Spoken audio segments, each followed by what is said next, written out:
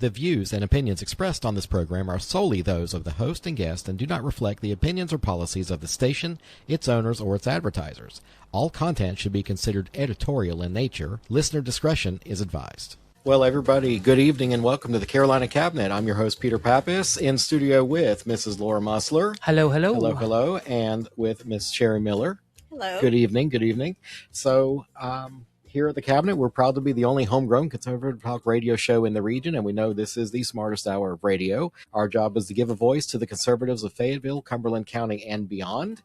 And this evening, we are hopefully going to see our long-lost Pastor Josh returning to the show. So hopefully he'll just kind of drop in on us, I guess. So, Laura, what you been up to in the last week or so? Not much. Not much? Are you sure? Well, okay, maybe. I have a congratulations for you. You do? I do. Yes, I got elected as the first vice chair of the Cumberland County GOP, which is exactly technically where I love to be. Is not the guy that's in charge, because I don't want to be held accountable, but I get to do whatever I want.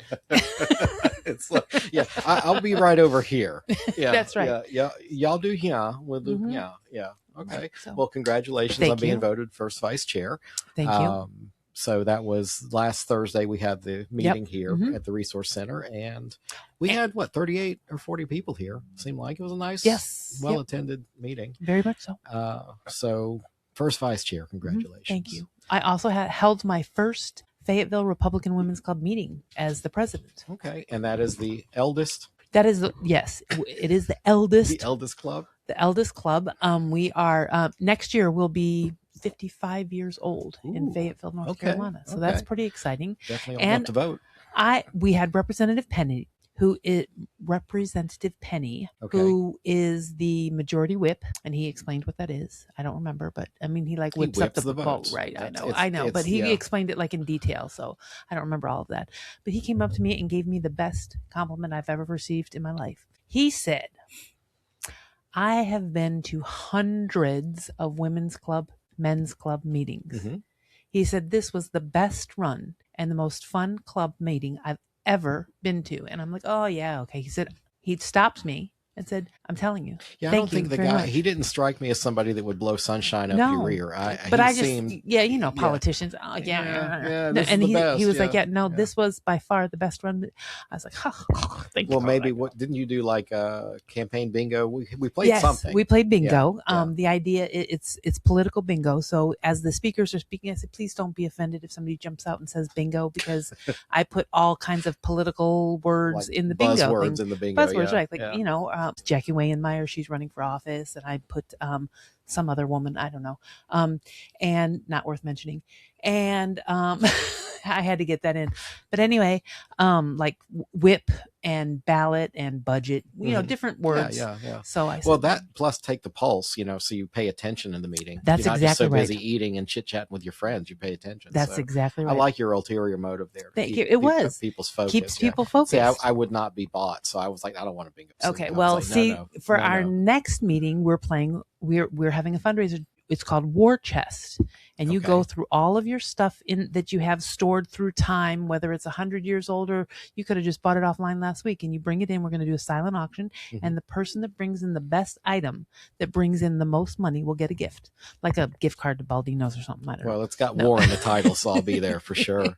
Right. So that was pretty much my week last week. I went to your meeting, and then we had the XCOM meeting for the GOP Cumberland County. Bob Laverick is now our chairman. He sure is. He's a relative newcomer. He seems nice and even keeled, so we'll see how that plays out for the party. Yep, he's not jaded by all of us Republicans. Exactly. He been around he comes to this upset. Right. He comes to this with a fresh perspective. Yeah. Hi, Mario.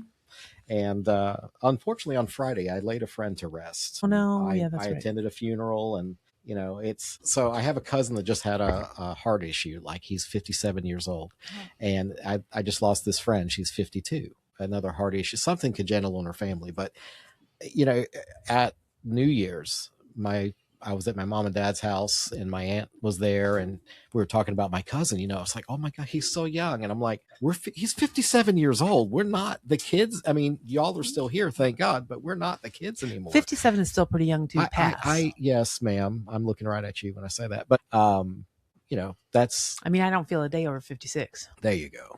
So, but yeah, definitely not a fun way to end the week, but that's what I was up to. Well, Laura, let's start with some housing. Oh, yeah, So buddy. this one, it's going to cut across party lines. President Trump is proposing a ban on large institutional investors, hedge funds, private equity firms, to keep them from buying single-family houses. I mean, simply, during COVID, families were competing with Wall Street for starter homes. Right. And it won't force investors to sell what they already have, but it would stop future large scale purchases. And so that distinction, I guess, matters. Yeah. So the reason why this is making everybody resonate and feeling it, families are asking, why am I bidding up against a cash offer backed by $1 billion fund for a 3-bedroom house? And there was a lot of that during COVID. 100%. Yep. Supporters argue that this levels the playing field. Mm-hmm. So for first-time home buyers who can't waive inspections or close in 10 days or whatever the stipulations of the contract are. Okay, well, pragmatism, reality check, okay? This doesn't build more houses. It doesn't fix zoning. It doesn't lower interest rates. This is a demand-side correction, not a supply. So it's going to correct how much people are demanding, but it's not going to give us more supply of homes. And you remember last week, I think I circulated that realtor clip that said, to cure the housing crisis, we need 2.5% interest rates to get back to 2019. So go ahead. Well, that's where the critics push back. They argue institutional investors still own a relatively small share of single-family homes nationally. So this may not do much to move the prices. Yeah, but policies, they're not going to have to solve everything to solve something. I mean, housing already isn't a pure free market. And I'm thinking about this, the government does shape it through zoning, subsidies, monetary policy like interest rates. Yep, but it's also worth noting that the industry responds. The National Association of Realtors hasn't endorsed the ban. Right. Surprise. Right. They've suggested incentives to encourage investors to sell existing homes back to owner occupants instead. Right. So that tells you something. Even if the realtors, we acknowledge there's a supply imbalance, and I'm one of those pesky realtors as well, but there's an imbalance between the investors and the families. The realtors are going to have a hard time agreeing on the method of how do I get that investor to sell back to the pool. Okay. Politically, this lands with the independents. Yeah, it does. Not because of who proposed it, but because it sounds fair. But hold on just a second. I know why the realtors are promoting selling it back to individuals, because they want to sell as many houses as possible. So they're selling them to the big industries, and then they want to make a profit. Yeah. So they're going to sell these houses at a higher dollar. So they're selling the same house twice. Right. So of course they're going to endorse them selling back another house. Your job is to move the dirt as a realtor. That's it. Move it from one to the other. So no matter if this idea ultimately becomes law or not, I mean, it puts a spotlight on a question the voters are already asking. Who is the housing market really working for? It should be working for individuals, in my humble opinion. Well, North Carolina, we're the fastest growing state, or one of them. And I want to point this out. Charlotte, Raleigh, and Triangle have seen rising investor activity, first-time home buyers increasingly priced out. How many times have you seen listings from the Triangle and you're like, really, that's $1 million? Yes. I mean, and my son and I were just going over his budget, because he's getting ready he just got a brand spanking new job. Mm-hmm. He's going on the road trucking, and he's going to make bank. Yeah. I spoke to him the other day. And we're so excited. And he's like, well, what about housing? I'm like, well, you come stay with us for the first 2 years, because he's only home on weekends, and bank all of that money. And that's what you're going to need for a down payment. And you're still going to need $250,000. Yeah. It's increasingly difficult for young folks to get that American dream. I mean, what we grew up in, I think we all either have gray or covered it in this room. We definitely saw generational wealth passed down. We saw our parents being able to buy houses, and wages haven't kept up. That's correct. With the inflation. And I do think that these private equity companies were a lot to blame for a lot of what we dealt with in COVID. You had people offering, if it was $100,000 house, they were offering 120. Right. And that's the line you got in. So definitely we're going to see some relief, hopefully, because young people can't afford it. No, they sure can't. And we talked about last week, did we talk about the 50-year mortgage? Yeah, we did. That's not a good thing. That is a bad idea. You're going to pay for that house twice. So, especially in a town like ours, where they're selling their houses every 3, 4, 5 years because they're getting stationed somewhere else. Right. They're going to have zero. They're going to be upside down. Not only going to have zero equity, but they're going to owe money to close. I think if the prices stay where they're at, the soldiers, when they come here, they're not going to buy houses. They're just going to stay in apartments and leave, because a lot of rentals here were like the soldiers' first house when they first got stationed here. They retained it, they moved someplace, and they came back, bought another primary residence, and they kept the original one as a rental. So I don't think that activity is going to continue. Now, I did find an article from The Hill. It was opinion, so I don't want to put too much we love opinions, but it is opinion. Everybody's got one. So it's talking about at the peak of the pandemic, almost 5% of homes were purchased by institutional buyers. It doesn't sound like that. Doesn't sound like a lot, much, but that is a lot. Right. So that's 5% of the market that was competing with me and you. Right. So I like this guy reference Milton Friedman. Do you know who that is? I do. Economist. Yes. Yeah. Very, very matter of fact kind of guy. Did you ever see any of his videos, Sherry? No. They're being re-uploaded and circulated like on TikTok and all the. He's very dry, but he is so matter of fact. Very smart. Yes, definitely. So, well, look. Any input on this, Sherry? How has this affected you and your family? The housing? Yeah. Well, I've been pretty fortunate. I've been able to buy my first house, and then I bought my second house, and I'm renting my first house. And I've been fortunate because I did it during the time when the interest rates were low. Right. And we didn't have all these investor right. How many postcards do you get a week saying we'd like to buy your house? Well, I get a lot of text messages. Oh, do you? Okay. Yeah. Like, oh, we drove by this location and wondering if you're interested in selling it. I know you don't look old enough to have children, but do you have children? Yes, I have a son. He's 22, and I just turned 60. So thank you so much. You're my best friend now. I know how to bribe the judge.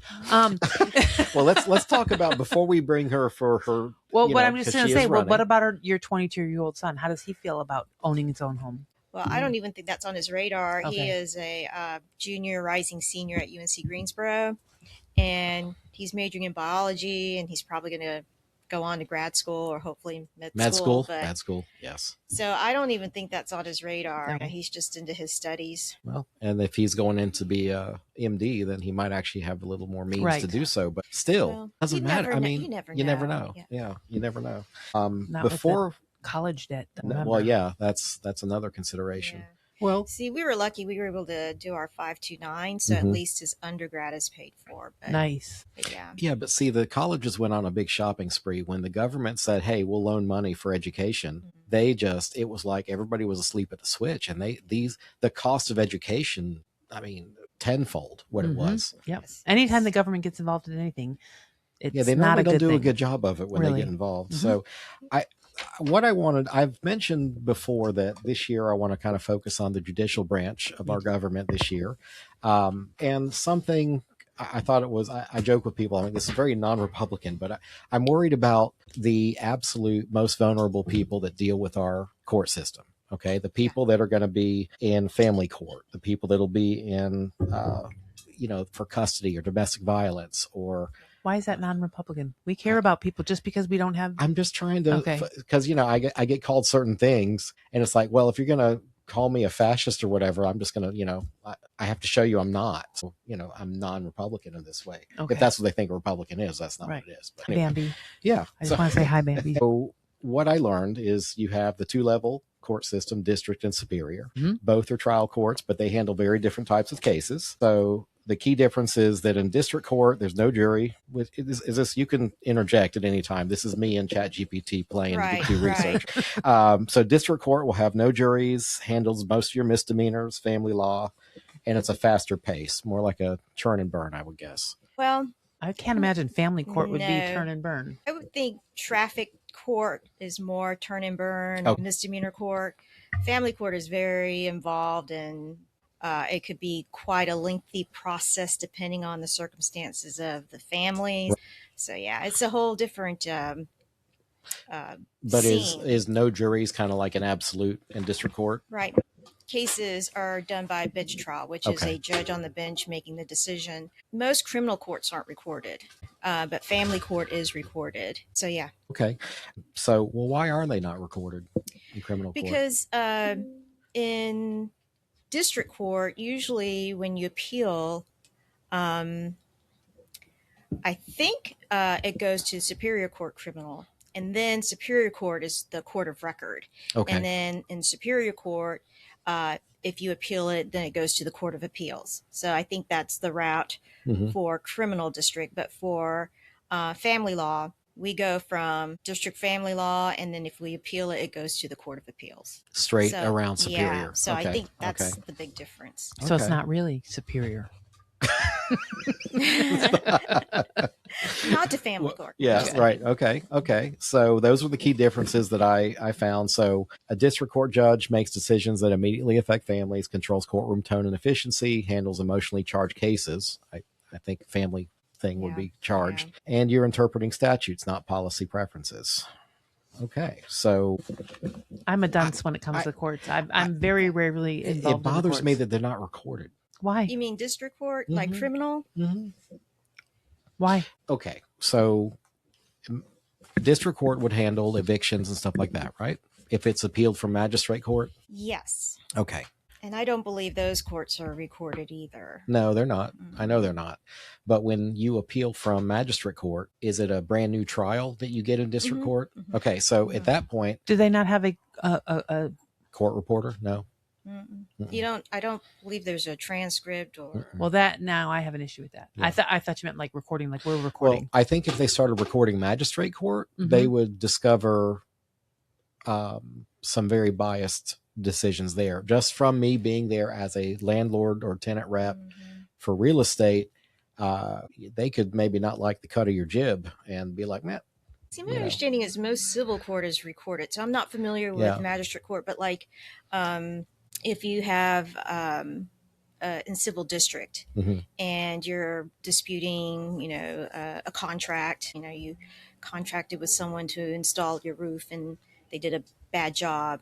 And the money amount is not enough for superior, so you're doing it in district court. I think that's a court of record. So most civil, I think, is.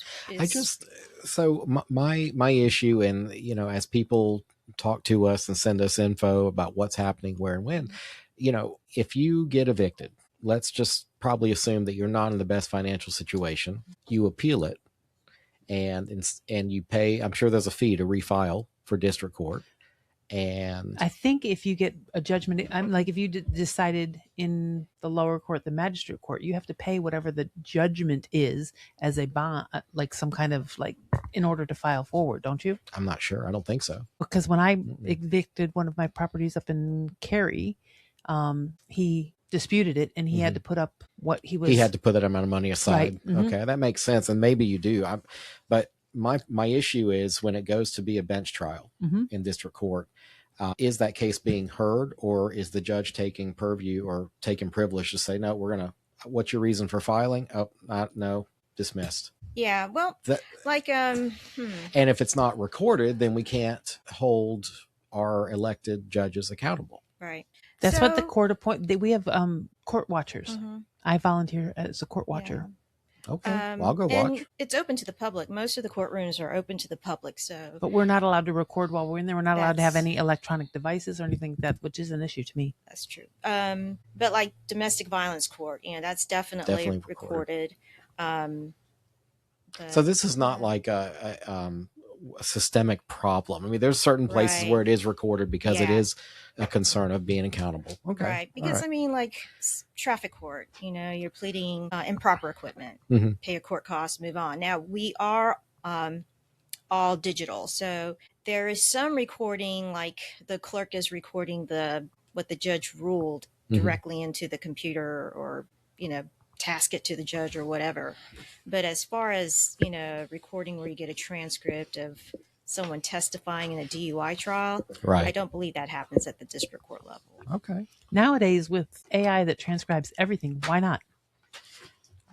Look, we just now got e-courts. I mean, that was what I was talking about. In the last, year, I think it was. So, we're technology. And remember, we've had Auditor Bullock on, and he talked about how the one thing he did is he exempted the auditor's office from using the state IT department because it was so horrendously bad. Because now he's able to have like Azure, Microsoft Azure, it's a color, Azure, whatever, servers and clouds and stuff like that, because he just didn't want to mess with the state. They're behind. So we just now got eCourts. Let's give it a minute for AI transcriptions. Okay. So, all right. Well, Sherry, I know you're a longtime Fayetteville family law attorney, and you're candidate now for District Court, Seat 3, Cumberland County. You bring decades of experience in family legal matters, and you are running to ensure fairness and justice in our local courtrooms. And take it away. So tell us about your background growing up here. And well, I've been in Fayetteville since 1971 when my dad was stationed at Fort Bragg. So I'm a military brat, and he decided to retire here, and we made our home here. Sure. And I went to 71st Elementary, Lewis Chapel Junior High, 71st High School, graduated in 84. What neighborhood did you grow up in? Southgate. Southgate. Okay. I was in Wells Place in Ray Condo. Oh, okay. Yeah, right across the street. And then I went to UNC Chapel Hill, got my degree in journalism. And then I went to North Carolina Central School of Law to get my Juris Doctorate. I got that in 1995. And then my very first job was at the Public Defender's Office with Paul Herzog, which was, you are doing everything from DUIs to felony cases. So you're in district court and superior court. And a lot of it is just learning on the job because, you got your law license. So they're going to put you out there and do the best you can. So was the Public Defender's Office as overwhelmed then as it is now? I don't know about the Public Defender's Office now, but when I was under Paul Herzog's supervision, we were a well-oiled machinery. I mean, we were churning cases. It was exciting time. Okay. And then, but I wanted to branch out and do other things. So I ended up going into private practice with Alan Rogers. I believe I did that in 1998. And at the Rogers firm, I did personal injury, mal, estate, of course, criminal, and then family law. I somehow inherited family law. And initially, I thought, okay, well, I want to help families. Children in custody, real important to me. So, the more I learned how to do this, the better I felt like it was my fit. I don't know if it was my personality. Maybe I just, love to be tormented. But, I enjoyed helping troubled families. Sure. But it is a very, very complicated area of law. Way more complicated than traffic court. So I'm probably going to get a lot of boos for that, but it is very complicated. And the area of law is constantly changing because the family dynamics are changing. We no longer have the intact family. Nuclear family. Right. We have a lot of blended families. We have a lot of children who are being raised by grandparents and aunts and uncles and other third parties. And these third parties are taking on the parental role. So, the laws had to change to address that versus the actual biological parents. And then you have, the same-sex marriages. And so how do you deal with, the complicated issues with that? Okay. So, yeah, the law in family law is very, very complex. And, Judge David Hasty is a retiring family court judge. So he is going to leave a void. He has cases that's going to have to be inherited. It always seems like anybody I run into that has family court issues, it just seems like it's taking, I'm going to air quote, taking forever. I mean, is it just because we're backlogged and just don't have resource? No. Or is that just my perception that I think it takes so long? Since COVID, we had to really change the structure of how we do our hearings. So we went into time slots, which I think, in my opinion, a better way. So if you think that your case is only going to take 1 or 2 hours, and let's say that's a temporary child support or a quick contempt hearing, then you get slotted for that 1 or 2 hours and you can get the case done. Back in the old day, we would all just first come, first serve. And so, if the first person who got there had a 8-hour case, then you're just sitting there. Okay. Wow. So now you can kind of schedule. Okay. So the time slot's nice, and it gives me time if I have a 10 o'clock morning case and then my next case isn't until 2, then at least I can go back to the office, handle business there, and plan for the next Makes hearing. you more productive, it sounds like. Okay. So, but sounds like you get to take a nap. Yeah. Just joking. No. I don't know. Do you take naps with what you do? Do you get a nap? Only when I come home. Yeah. Okay. Okay. But like I wish I had taken a nap today, but it gets a little complicated when you have a case that is slotted for a long period of time. Mm-hmm. And then the case ends up settling like the day before. So you have this open time period.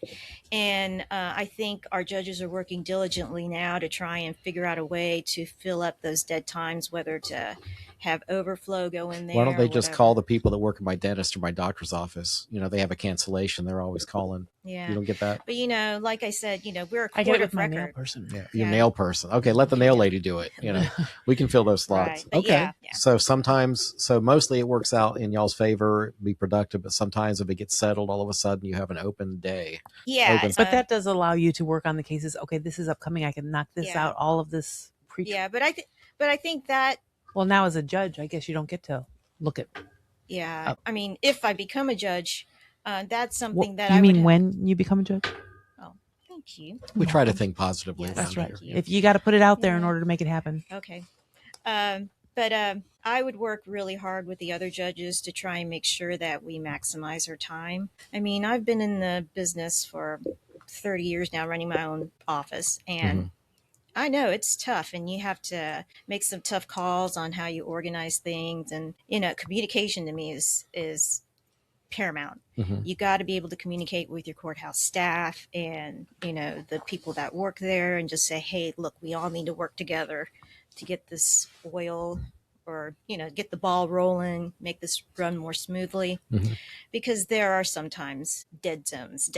Right. And so as a district court judge for seat 3, if let's say seat 2 has a case that's running long and he's got a 10 o'clock appointment and it was only supposed to be 2 hours. At 1 o'clock he was supposed to, because he's got an hour for lunch, 1 o'clock, but it's like taking way longer. Can you, as a district court judge, if your afternoon opened up, step in, or are you like assigned that and that's it? It depends on the case, because in family law, the philosophy is we would like one judge to hear the case from the beginning to the end, because in the past we had multiple judges hear cases, multiple different decisions, and it was just. I like that idea that one person hears it, so they know exactly what's going on. They can read their notes, right? Yeah. So if that one judge, he's backed up, we can't necessarily hear that judge's case unless it's a case that hasn't even been assigned yet. Right. So if there's no assignment, or if it's a temporary issue and the parties are okay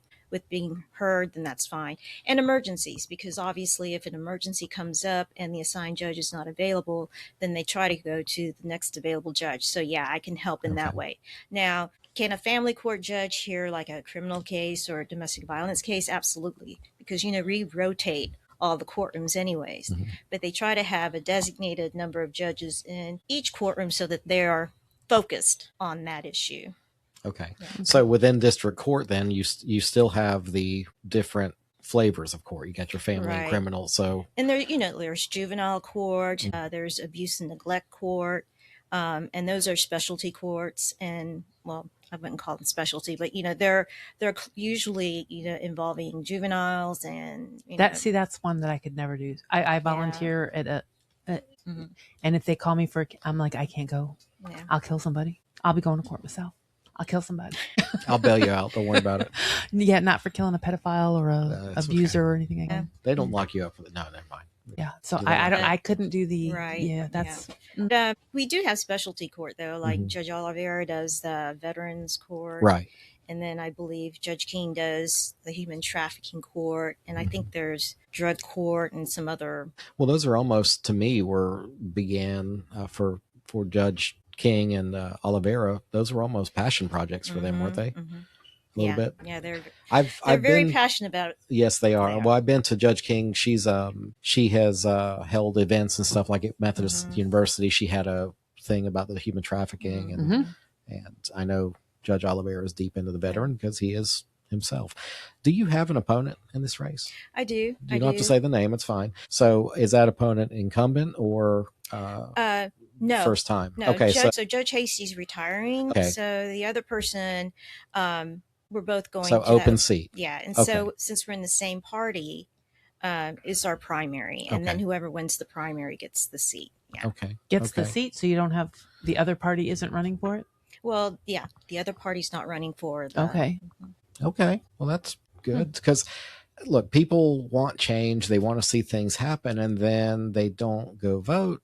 But they also, I don't think, understand the role of the courts as far as districts. Look, myself, I'm kind of okay smart wise, but I didn't know the difference because I've never really been in trouble to use it. Right.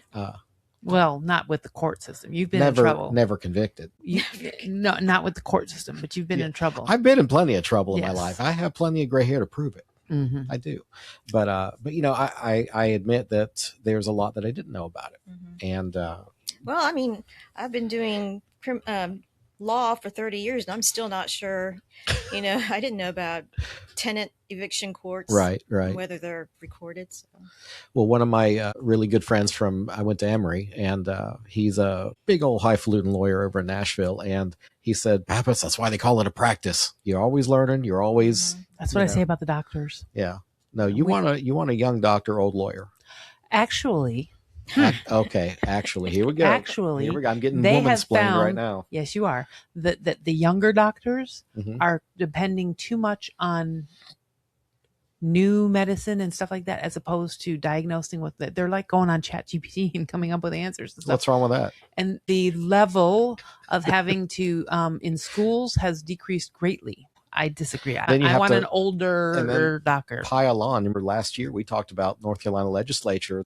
They loosened the standards for foreign medical grads. Yeah, they took away one of the. So if you went to med school here, like at the upcoming Methodist University School, you would have like 2 tests. Foreign medical grad would have 1. Do you know what they call the guy that finishes but that was for rural, last in medical school? Yeah, doctor. Yes, well, usually lieutenant, but then doctor. Well, yeah, I apologize. That was a joke. Please to all the butter bars out there, we apologize, first lieutenants. So, or second lieutenant, I guess is what they start as. But yeah, no, that's pretty telling. Yeah. I want to know what kind of grades you get. I want to know that you attended every class. I want to know. Yeah. Just because you have a degree on the wall doesn't mean anything to me. No. Because some of the people I know some people with degrees that are dumb as a box of rocks. Oh, I absolutely agree with that. You know how I feel about online university and stuff like that. I mean, there's some good education, but if you get out of it what you put in it. And ChatGPT isn't science. No, it is not. That's what Jessica says. Jessica, little one? Okay. She's online. Oh, Jessica says, okay. Hey, Jessica. I didn't even see you on it. We have a chat going on. So. Okay. If anybody has any questions for the soon-to-be judge, we can. Yeah. So I have some very wide-ranging questions for you. So I think one of my concerns was the courtroom management, okay? You're going to handle a heavy caseload if you win the office. So from your perspective, what will make your courtroom efficient and fair? Well, I think the most important part is listening to what the people who come into court have to say. But unfortunately, in Cumberland County, we have a lot of people who cannot afford private counsel, so they just try to represent themselves. Okay. And then when they try to represent themselves, they don't know how to follow the format. They don't know how to phrase questions. And they basically just go on and on and on. Well, I've seen plenty of TikToks. Okay. There's a couple of judges like in Texas that they always put their stuff online. But if you decide to be pro se and represent yourself, don't you have to abide by the same rules of everything that an attorney would have? Absolutely. So the people that are appearing like that, is it because they've refused public defender or they're not able to get a like, because how does that work? Lawyers are expensive. I know that, but if you're indigent, don't we have some kind of safety net? Not for family court. Mm-mm. Really? So the only thing that is available. So for your most, if I may, just for a moment. So the most intimate thing, your children, right? Your family, you get no representation whatsoever if you don't have money. How disgusting is that? But just go ahead. I'm sorry. I mean, That's like child support. If you're held in contempt for child support and you face the possibility of going to jail because it's a constitutional, your liberties is a big constitutional issue, right? So they'll court appoint you an attorney for contempt. If you're under threat of going to jail. Under threat of going to jail, yeah. Okay, if that's... All right. But most civil cases, you're not under a threat of going to jail. So I guess that may be the reason why they don't have... Now, how far do you have to be back on child support? Because I've heard some real doozies from people I've met over my lifetime. I mean, do you have to be like a year behind, 2 years, 10 years? Like my husband's 18 years. Oh, that's all? Our ex-husband is 8. Well, I mean, the father of my children is... well, actually, my kids are like in their 30s. So striving to be number one, it sounds like. I mean, how bad do you have to mess up to be under threat of going to jail? I'm not trying to give people a get out of jail free card here. I'm just wondering. There's two types of child support. There's family court child support, which involves 2 attorneys and they're fighting over how much the child support amount should be. Sure. And then there's the child support agency that represents the community at large, and their attorney, the child support agency's attorney, is the people's attorney. So that person is like on social services or something like that, if they're getting help. Yeah. Okay. So I'm not familiar with that kind of courtroom setting, but I know that there are big, large arrears in there. And a lot of people do end up going to jail because of the arrears. This is not 1 month they missed. Right. And I think a lot of times it's because people quit their job. And then later on, when things die down, they get a job. And then when child support tracks them down and tries to get the money, they quit their job. I'm not saying... I don't want to... As an employer, I have seen that behavior where I hire somebody and I submit the new hire form to state of North Carolina, and by the second payroll, they quit.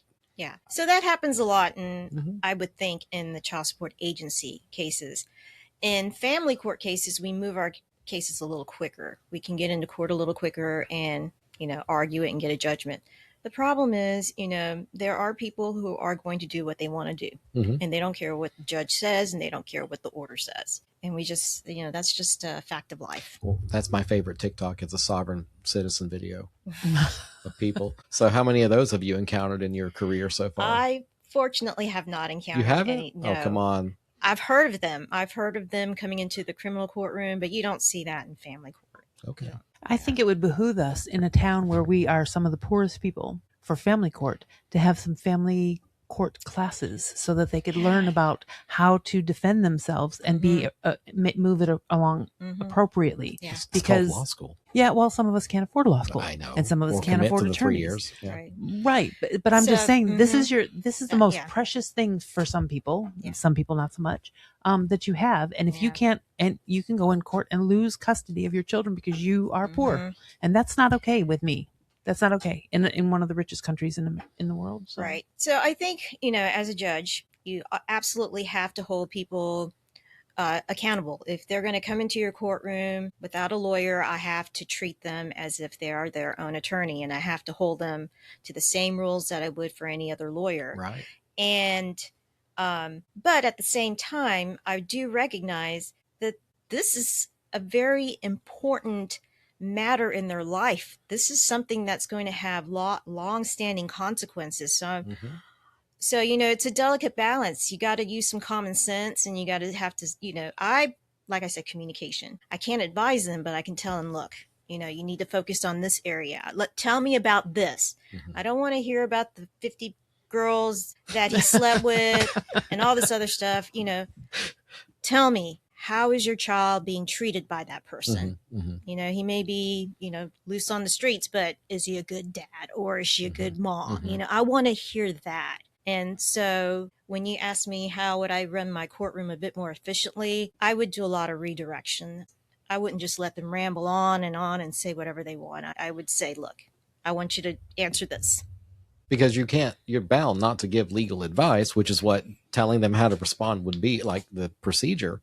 So you can just maybe guide them to keep them out of hot water and keep it moving. There is some help. Why you over your opponent? What are you going to do different or better or more streamlined or whatever? Yeah.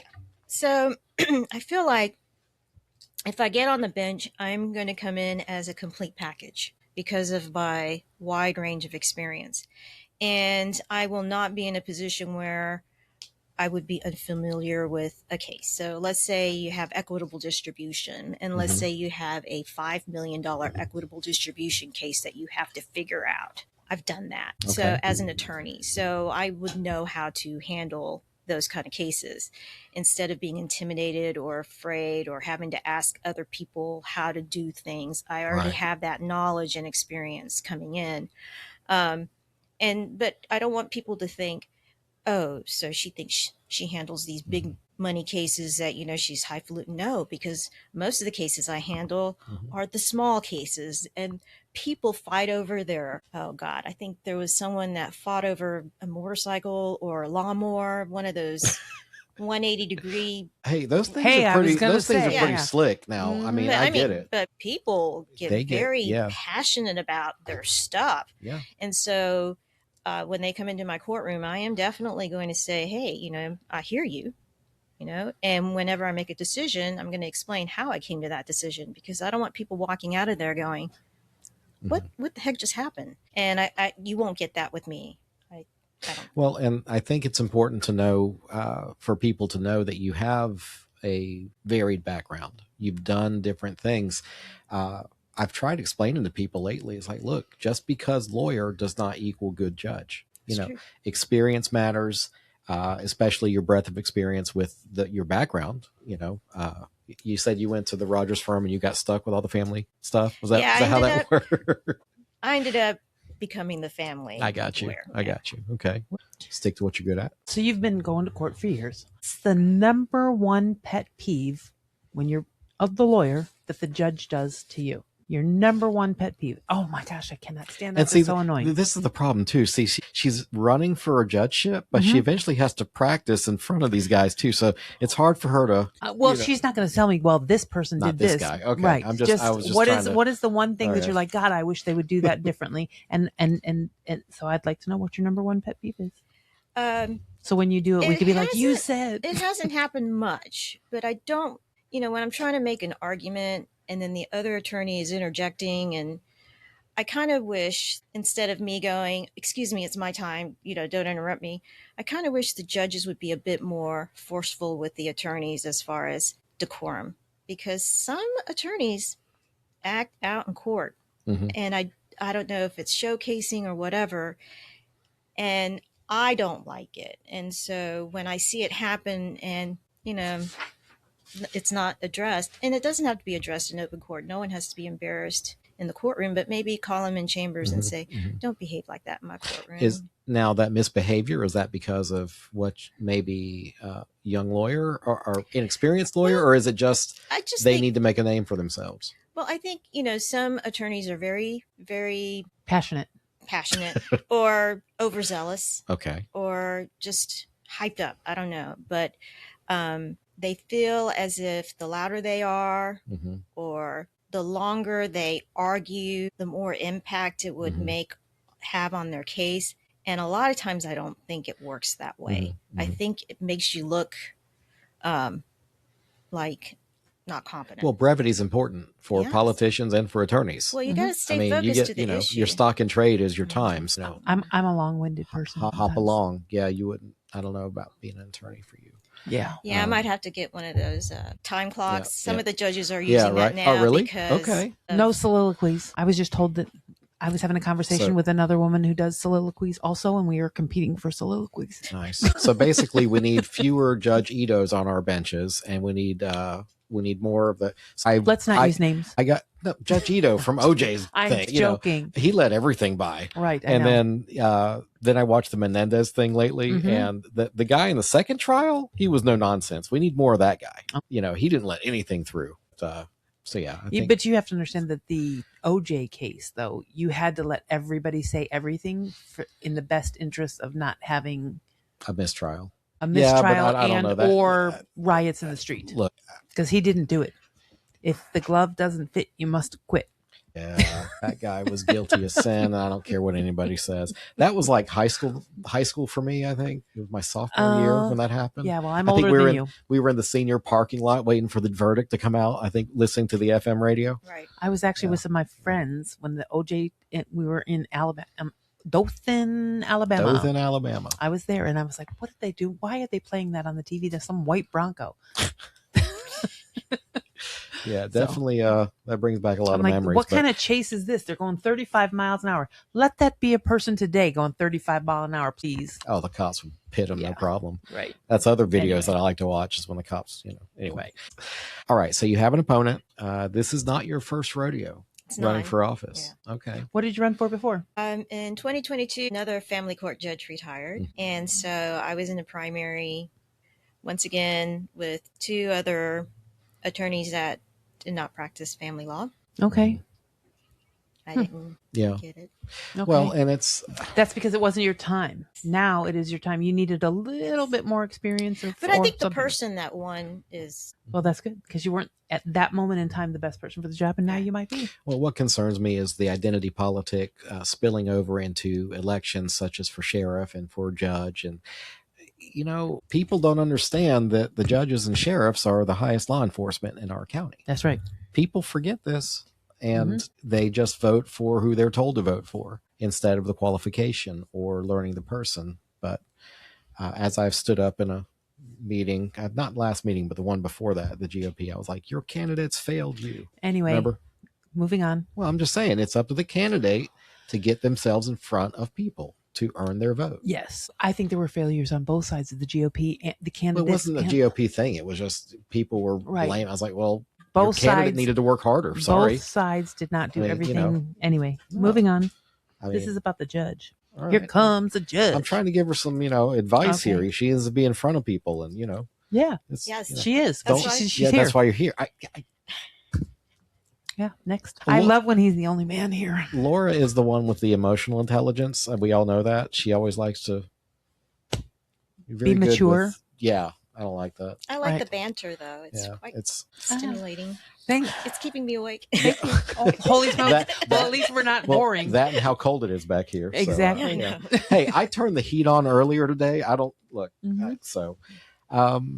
Well, Sherry, I don't know, parting, what would you like people to know about you that makes you, why do I need to vote for you?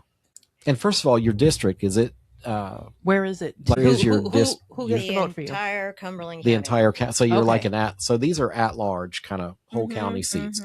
All right. Yeah. Superior Court are broken into districts. Not district court. So district court. Is that because everybody in the city, everybody in the county, all around. Okay. Okay. Yep. All right. So why should I vote for you? Well, if you want someone that is going to, especially family law, I'm going to give an example. You're going to have people, it's very emotional. People are wound very tight when they come into that courtroom. And, you're going to have one person that feels like I'm being slammed with all the bills and I'm just stuck here and I can't even see my kid every day like I used to. And then we have someone else that's like, I have to do everything and then I don't get any financial support. So, as a judge, you want someone that can kind of whittle through the emotions. Right. And listen to what the meat of the problem is and then make a rational decision. And sometimes you need someone who's going to have to make the difficult decisions. And I believe that I would not be one of those judges that would come in and go, oh, I don't know how I should do this. I think I would come in pretty confident as to if I hear something, I'm going to apply the law to it. Right. And I'm going to make that decision, but I'm going to let the people understand why I came to that decision so they don't walk out of my courtroom wondering what the heck just happened in there.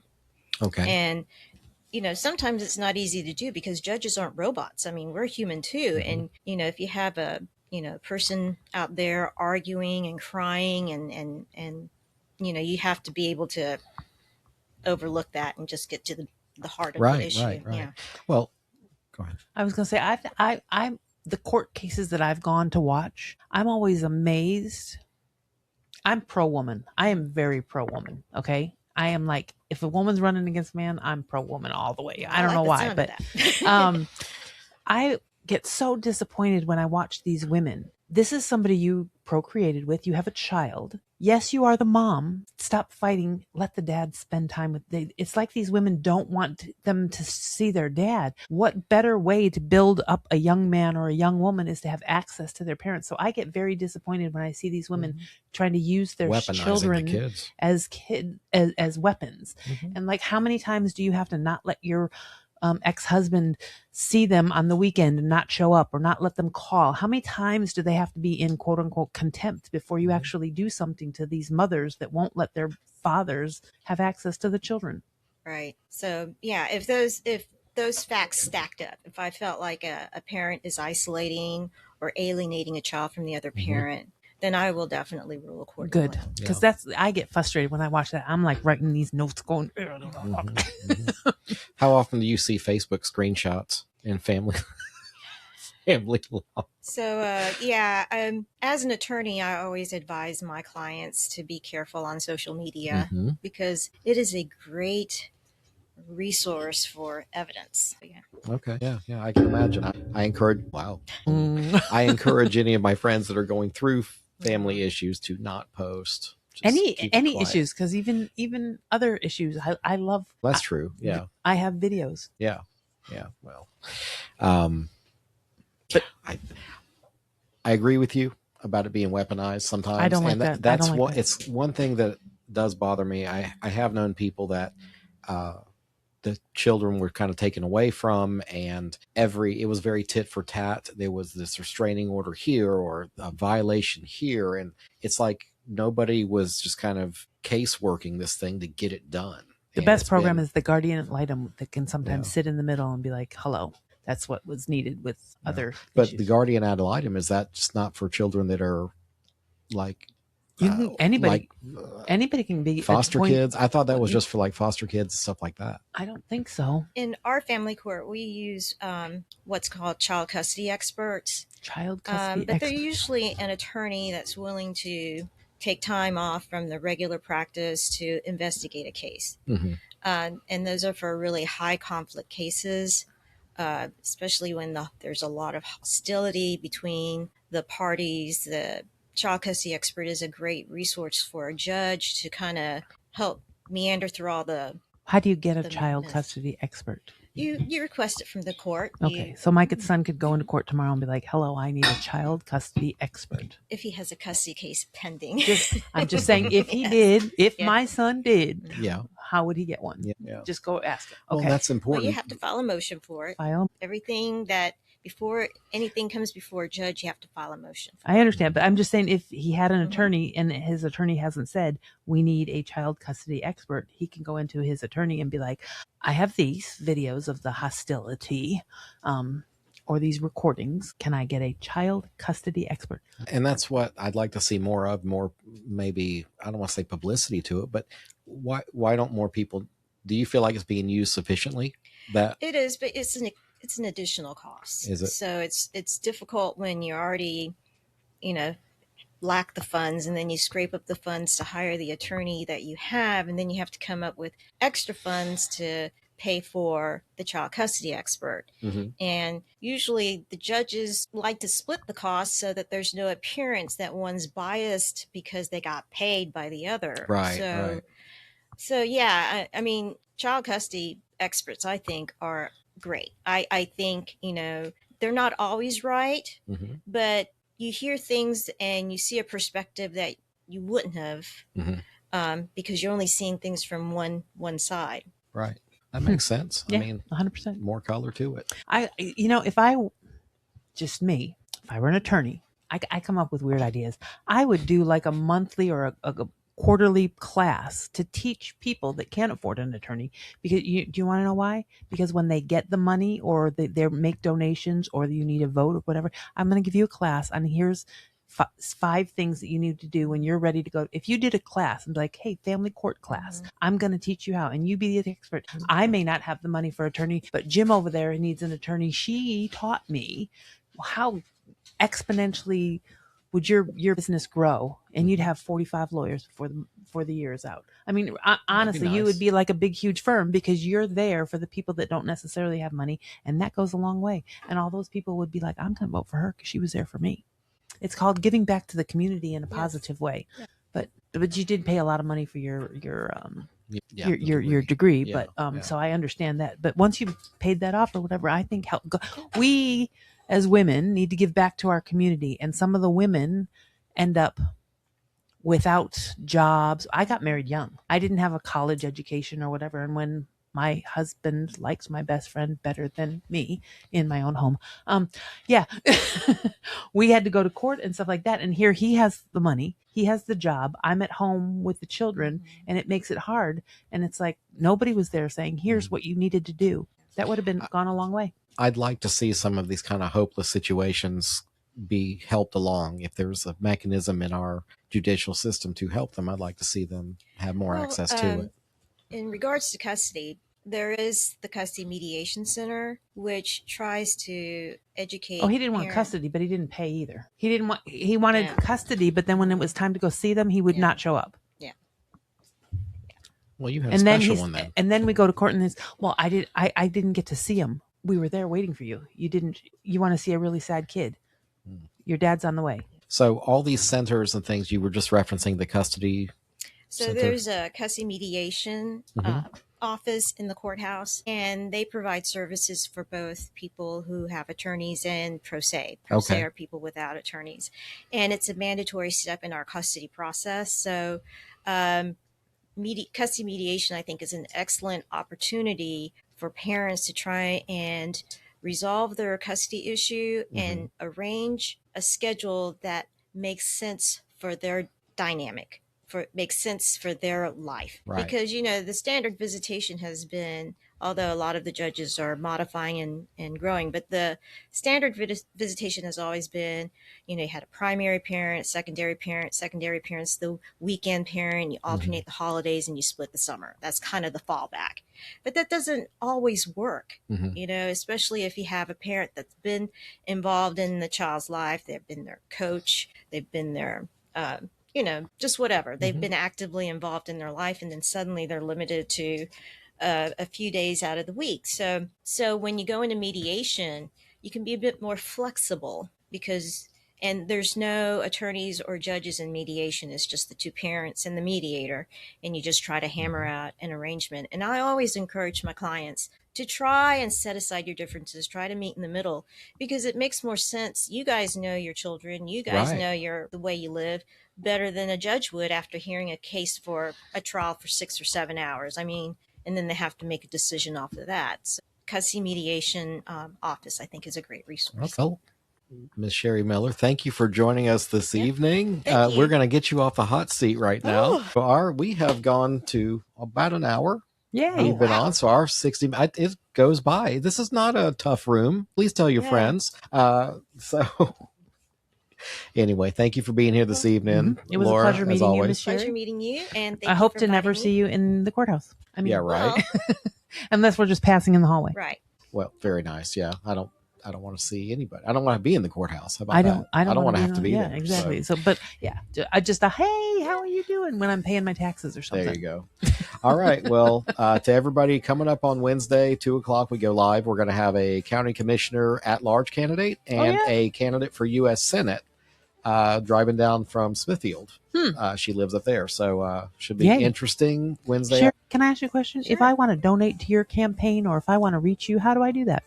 You can reach me at my office, kind of my campaign. It's 108 Hay Street. Miller Law Firm. Very good. Okay. With that, everybody, have a good evening. Good evening.